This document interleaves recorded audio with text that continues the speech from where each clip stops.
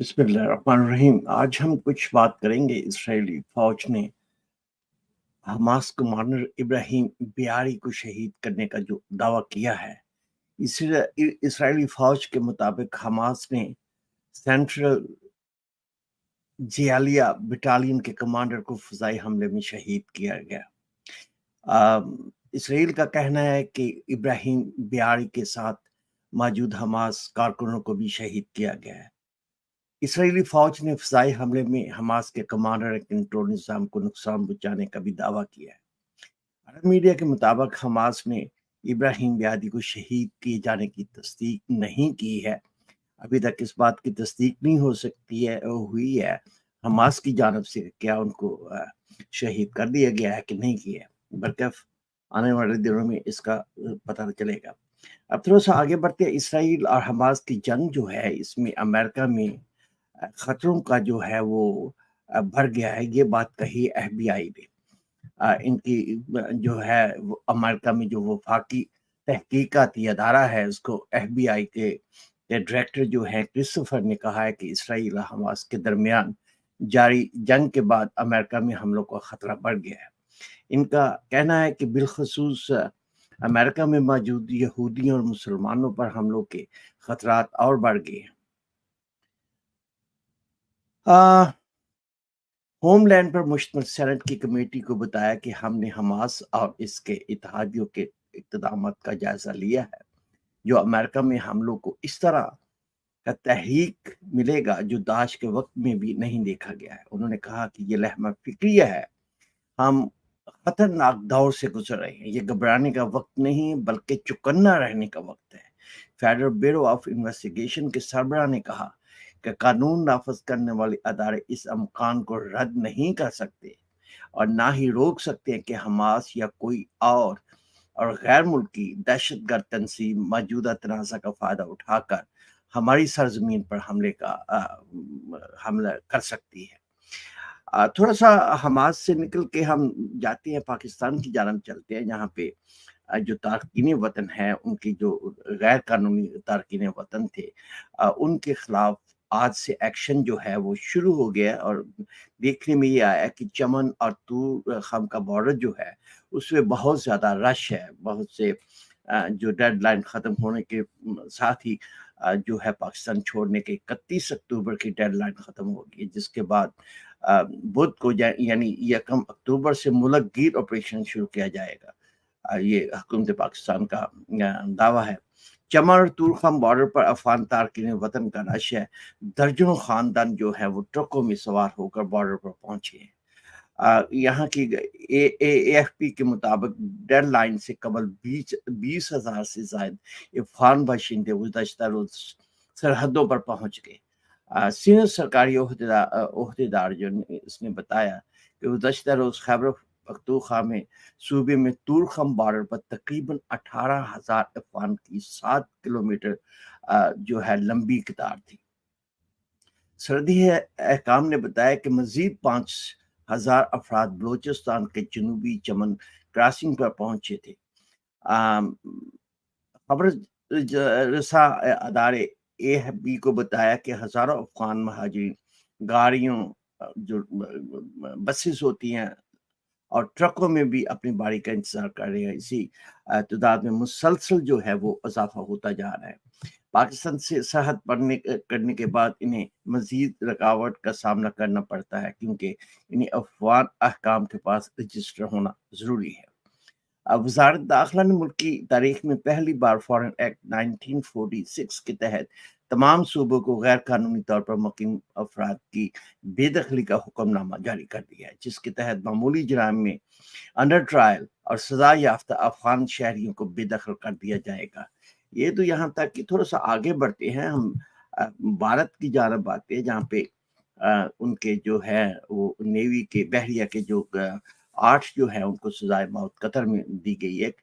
Canada में भारतीय खुफिया एजेंसी राग के हाथों आज़ाद खालिस्तान के रहनुमा हरदीप सिंह के कत्ल की बात गश्त में अभी बाकी थी कि गुज़श्ता दिनों कतर की अदालत से भारतीय बहरिया के 8 साबिक अफसरान को इसराइल के लिए जासूसी के इल्जाम में सजाए मौत देने पर भारत का आलमी सतह पर न सिर्फ جو ان کی سخت جو ہوتا ہے بری طرح مسخ ہوا ہے، بلکہ اسے دنیا بھر میں شرمندگی کا سامنا بھی کرنا پڑ رہا ہے۔ بھارتی بحریہ کے ان سابق افسرانوں پر الزام تھا کہ انہوں نے اطالوی ساختہ جدید ترین آبدوز کے حصول سے متعلق قطر کے دفاعی پروگرام کی معلومات اسرائیل کو فراہم کی۔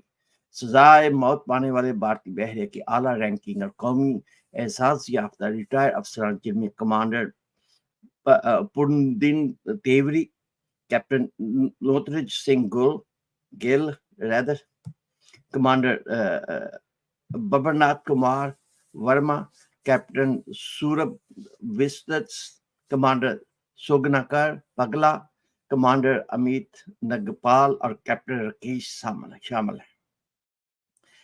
ان کو اسرائیل کے ساتھ خفیہ پیغام رسانی کے ثبوت ملنے پر اگست 2022 میں گرفتار کیا گیا تھا۔ مذکورہ افسران دوحہ میں قائم قطری بحریہ کو دفاعی تربیت اور ساز و سامان فراہم کرنے والی company Zahra global technologies and consultant service سے منسلک تھے، جو قطر کے لیے اطالوی اسٹیلتھ ٹیکنالوجی کی حامل آبدوز کے حصول کے پروگرام کے لیے سرگرم تھی۔ ٹیکنالوجی کے حامل جنگی طیاروں کو جس طرح ریڈار پر ٹریس نہیں کیا جا سکتا، اسی طرح اسی ٹیکنالوجی سے لیس آبدوز جو ہے وہ ان کو ٹریس نہیں، ریڈار سے اوجھل رہتی ہے۔ قطر اپنی بحریہ کے لیے اپنی صلاحیتوں کے حامل آبدوز کو اٹلی سے حاصل کر رہا ہے، جبکہ بھارت بیج ایج ٹیکنالوجی سے لیس آبدوز کے حصول کے لیے سرگرم عمل ہے۔ بھارتی بحریہ کے سابق افسران ایک طرف یہ معلومات اور اسرائیل کو فراہم کر رہے تھے، جو دوسری طرف بھارت بھی اس سے فائدہ اٹھا رہا تھا۔ اسکینڈر منظر عام آنے پر قطر حکومت کی جانب سے مذکورہ کمپنی کا لائسنس جو ہے وہ منسوخ کر دیا گیا ہے، اور کمپنی سے منسلک بھارتی بحریہ کے دیگر افسران کو آگاہ کیا گیا کہ انہیں جلد ہی ملازمت سے فارغ کر دیا جائے گا۔ بھارتی حکومت نے قطری عدالت کے فیصلے پر کچھ سخت رد عمل ظاہر کرنے سے گریز کیا ہے، تاہم بھارتی خارجہ جو ہیں جے شنکر نے سزائے موت پانے والے سابق بھارتی نیوی افسران کے اہل خانہ سے ملاقات کی اور اپنے بیان میں کہا کہ حکومت جو ہے، بھارتی حکومت جو ہے، بحریہ کے 8 سابق افسران کی رہائی کو یقینی بنانے کے لیے تمام تک کوششیں بروئے کار لانے کی قطر کے امریکہ سے دیرینہ تعلقات اور ایسی اطلاعات ہیں کہ بھارت امریکہ سے قطر پر دباؤ ڈلوانے اور سزائے موت پانے والے نیوی افسران کی رہائی کے لیے سرگرم عمل ہے، مگر حماس اور اسرائیل جنگ میں اسرائیل کی بھرپور حمایت کی وجہ سے بھارت کے خلیجی ممالک سے تعلقات میں سرد مہری دیکھنے میں آئی ہے۔ ان حالات میں امریکہ اور اسرائیل سے بھارت کے لیے مددگار ثابت نہ ہوں گے۔ بھارتی نیوی افسران کے قطر میں جاسوسی ملوث ہونے اور قطری عدالت کی جانب سے انہیں سزائے موت سنائے جانے سے پاکستان کا یہ موقف پوری دنیا میں سچ ثابت ہو گیا ہے کہ بھارت دوسرے ممالک میں جاسوسی اور دیگر مذموم مقاصد کی غرض سے خفیہ ایجنسی اور بحریہ کے افسران کو استعمال کر رہا ہے۔ کچھ سال قبل گرفتار کیا گیا بھارتی بحریہ کے حاضر سروس کلبھوشن یادیو بھی پاکستان میں دہشت گردی اور جاسوسی کے الزام میں سزا بھگت رہا ہے، جس کی رہائی کے لیے بھارت گزشتہ کئی برسوں سے سر توڑ کوشش میں مصروف عمل ہے اور عالمی عدالت تک جا پہنچا، لیکن عالمی عدالت بھارتی دہشت گرد کلبھوشن کی رہائی کی تمام اپیلیں مسترد کر کے پاکستان کے حق میں فیصلہ دے چکی ہے۔ دلچسپ بات پہلو یہ ہے کہ بھارتی میڈیا اپنے نیوی افسران کے اسکینڈل کا ملبہ بھی ISI پر ڈالنے کی کوشش کر رہا ہے۔ حالیہ اسکینڈل سے یہ حقیقت کھل کر سامنے آ گئی ہے کہ خلیجی ممالک، جن میں قطر بھی شامل ہے، اسرائیل سے جتنے بھی قریبی سفارتی تعلقات سفار کر لیں، اسرائیل ان کے لیے کبھی قابل بھروسہ دوست ثابت نہ ہوگا اور ہمیشہ ان ممالک کی جاسوسی میں لگا رہے گا۔ پاکستان، سعودی عرب سمیت دیگر خلیجی ممالک کی نیوی، بحری اور فضائی افواج کے افسران اور اہلکاروں کی تربیت کے ساتھ ساتھ ان ممالک کو اپنی تینوں مسلح افواج کا تعاون فراہم کر رہا ہے، جبکہ قطر بھی اپنی ایئر فورس کے لیے پاک فضائیہ سے فائدہ اٹھا رہا ہے، اور پاکستان کی مسلح افواج اور افسران نے انہیں کبھی مایوس نہیں کیا۔ قطر میں بھارت کے 8 لاکھ سے زیادہ شہری مقیم ہیں اور بھارت اور قطر کی باہمی تجارت $9.5 بلین ہے۔ بھارتی نیوی افسران کا قطر میں اسرائیل کے لیے جاسوسی کرنا دوسرے خلیجی ممالک کے لیے بھی خطرے کی گھنٹی ہے۔ وقت آ گیا ہے کہ قطر اور دوسرے خلیجی ممالک جو ہیں اپنے دفاعی معاملات میں بھارت سے تعلقات پر نظر ثانی کریں گے اور برادر ملک پاکستان کے ساتھ اپنے دفاعی تعلقات میں مزید گرمجوشی پیدا کریں گے تاکہ اس طرح کے جاسوس کے واقعات مستقبل میں پیش نہ آ سکے۔ تو یہ تھی آج کی چند جو ہیڈ لائن تھی جس کو ہم آپ تک لے کے آنا چاہ رہے تھے اور آپ کو اپڈیٹ کرنا چاہ رہے تھے۔ ہم یقین جو ہے یہ سلسلہ جو ہے آپ کے ساتھ جاری رکھیں گے اور لیکن آپ سے بھی ہم ایک درخواست کرتے ہیں کہ اگر آپ کو ہمارا یہ پروگرام پسند آیا ہے تو آپ ہمیں ہمارے چینل کو یوٹیوب کا ہے اس کو سبسکرائب ضرور کروائیں، جو آئیکن بیل ہے اس پہ کلک کرے اور آل پہ جا کے کرے تاکہ مستقبل میں آپ کو جو سارے جو نوٹیفیکیشن ہیں تو آپ تک پہنچ جائے۔ اپنا خیال رکھیے گا، کل پھر ملاقات ہوتی ہے، بائے بائے۔